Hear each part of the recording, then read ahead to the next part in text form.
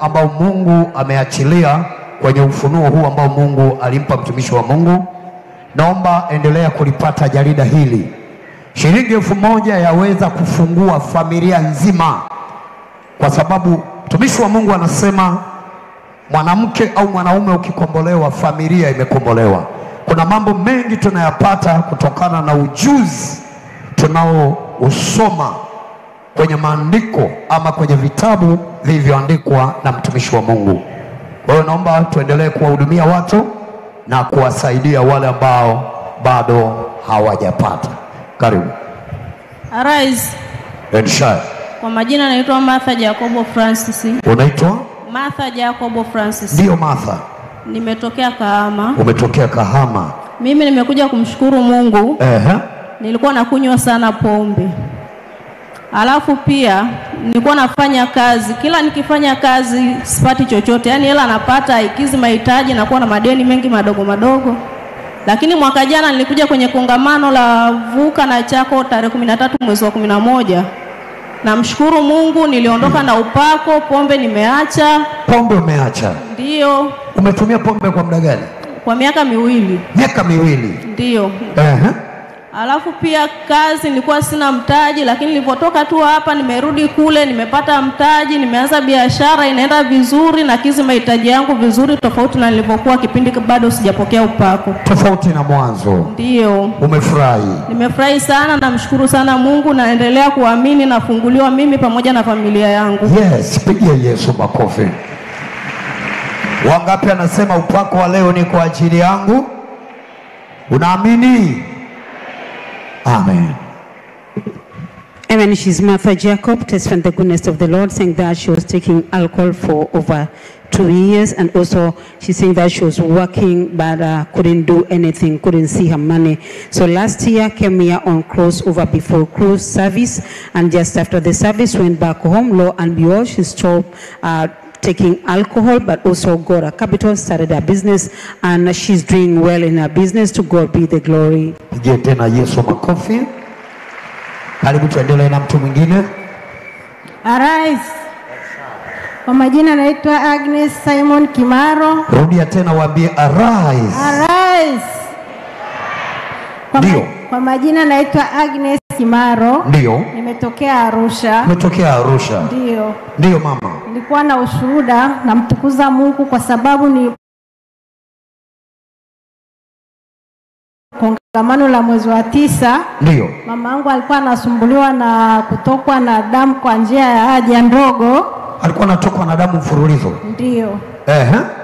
Mtume alipokuja Arusha alichukua mafuta na maji, nikampelekea Moshi na lile tatizo limeisha. Mpaka sasa hivi limeisha? Ndio. Pigie Yesu makofi.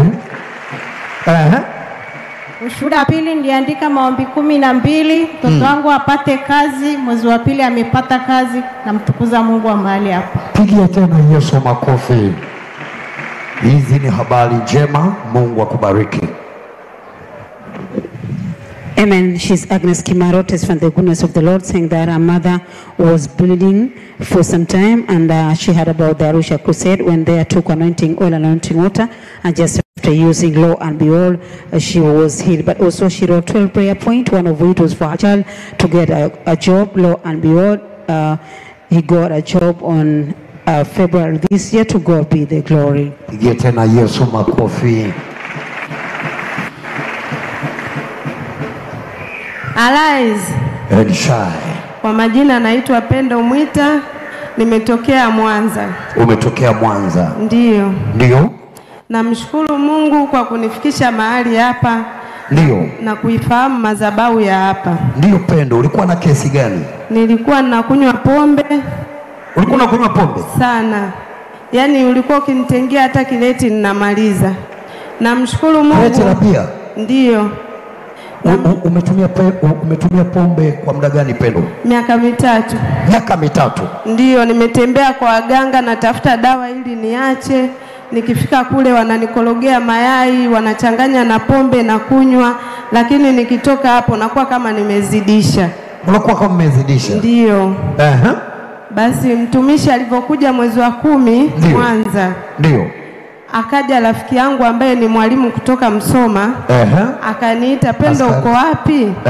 Nikamwambia nipo nyumbani. Akasema njoo, alikuwa anafahamu na kunywa bia. Ndio. Alipofika pale nikamwambiaje, mimi naamna bia, akawa ameninunulia.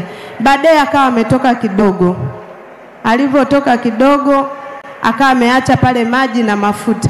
Nikasema mbona nasikia kiu, nikachukua yale maji, sikufahamu kama ni ya upako. Ndio. Nikaa nimekunywa. Ulikuwa hujui kama ni maji ya upako? Ndio. Na yeye hakukwambia? Hakuniambia, yeye alitoka tu akaniambia hivi, Pendo ngoja nikufuatie nyama. Akawa ameacha hapo begi lake na maji. Ndio. Basi kwa sababu tulikuwa tumeaminiana, nikaangalia nikakuta maji, nikasema nina kiu, ngoja ninywe. Naomba mumuinue mumsaidie aende pale kwenye hema la uponyaji. Nikachukua maji yale nikanywa kopo zima. Ndio. Baadaye nikaona mbona mwili kama nimepauka. Nika nimechukua yale mafuta tena nikajipaka. Alivyorudi akasema, mbona umekunywa haya maji, Pendo ni ya upako? Nikaambia ya wapi? Akaniambia ni ya Mwamposa. Nikaambia mimi nilikuwa sijui. Hapo tumbo likaanza kuniuma. Nikaenda kujisaidia, nikamwambia mbona tumbo linaniuma? Basi kipindi ninatembea kwa ganga nimechanjwa mwili mzima. Wakati umechanjwa mwili mzima? Mwili mzima, hasa zile chanjo zikazi zinawasha. Baada ya kupaka yale mafuta sikusikia tena ninawashwa. Ndio. Alafu nikasikia nilipopaka yale maji na mafuta, nikasikia nguvu zimekuja upya. Nikamuuliza Mwamposa anapatikana wapi? Akaniambia yupo waja vya kule, yupo Kawe, ila muda huu alikuwa Mwanza. Ndio. Kipindi hicho yuko Mwanza? Ndio, pale Nyamongolo. Nikaambia basi mimi ngoja niende. Nikaenda. Baada ya kufika pale nikakanyaga mafuta. Ndio. Chula kikaruka miguuni kwangu. Chula kikaruka. Sikupata kutoa ushuhuda.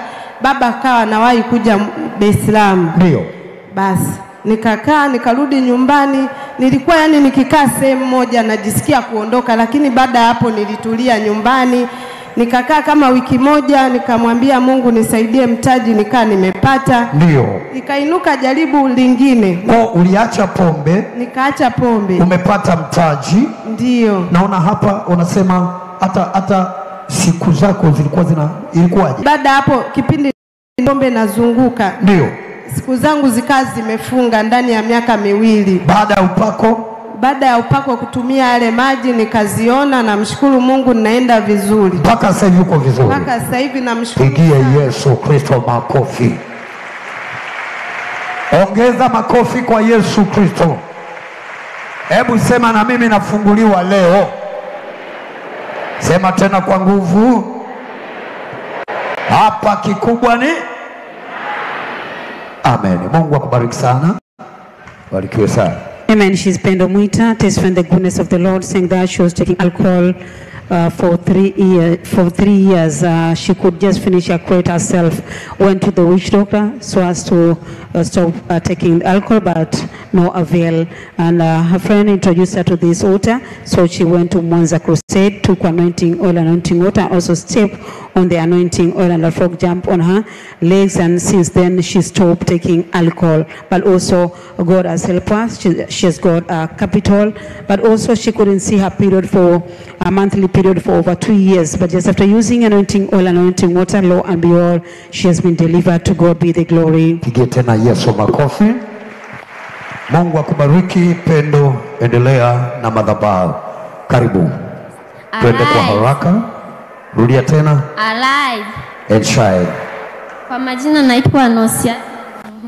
Unaitwa? Nosiata Irahunda. Ndio. Natokea Bagamoyo, ila nyumbani kwetu ni Burundi. Ndio. Nilikuwa nasumbuliwa na tumbo kwa muda mrefu.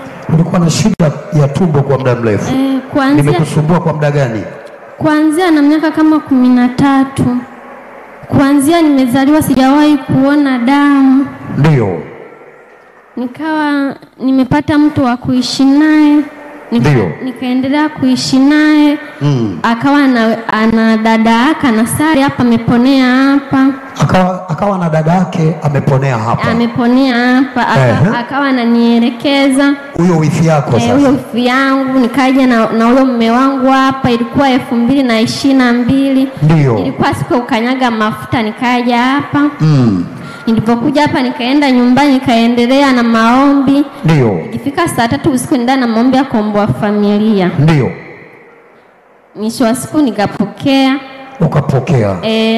Yaani ulikuwa uja kwenye mzunguko wako? Yaani kwenye maisha yangu yote nilikuwa nasikia kwa wengine tu. Ulikuwa nasikia kwa watu wengine? Na huku umeolewa? Kwa siku hiyo ulipokuja 2023 ulipokanyaga mafuta upako? Nikaenda nyumbani nikaendelea na maombi. Wifi yangu akaniambia usikate tamaa. Ndio. Unaona huyu mtoto unayomuona hapa, huyu nimemtoa kule. Amemtoa huku? Kwa hiyo endelee na maombi. Akawa ananipa mafuta. Ndio. Ananiambia nipake sehemu zangu za asili. Baada ya hapo nini Mungu amekutendea? Baada ya hapo mwezi huu wa 4 nikaona damu. Umepokea? Pigie Yesu makofi.